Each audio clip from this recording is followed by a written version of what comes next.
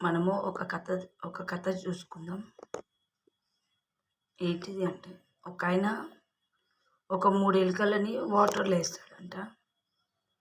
ఏస్తే అవి ఒక 15 నిమిషాలల్లా సచ్చిపోతాయి. మళ్ళీ నెక్స్ట్ డే ఏం చేస్తాడు, ఇంకొక ఎలుకని తీసుకొని మళ్ళీ 3 ఎలుకలని తీసుకొని మళ్ళీ ఏస్తాడంట. ఇంకా అవి చనిపోతాయి అనుకునే మూమెంట్‌ల ఆ 3 ఎలుకలను తీసి వాటిని మంచిగా ఫ్రెష్ చేసి, వాటికి భోజనం పెట్టి, వాటికి తినడానికి ఏమన్నా ఇచ్చి, మళ్ళీ నెక్స్ట్ డే మళ్ళీ ఏసేస్తాడంట.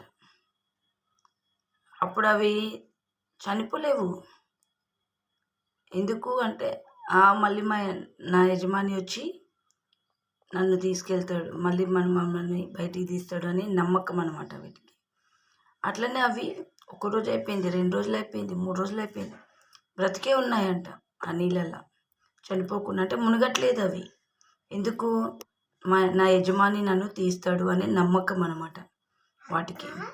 అట్లా అనేసి అవి అట్లనే ఉంటాయి అన్నమాట.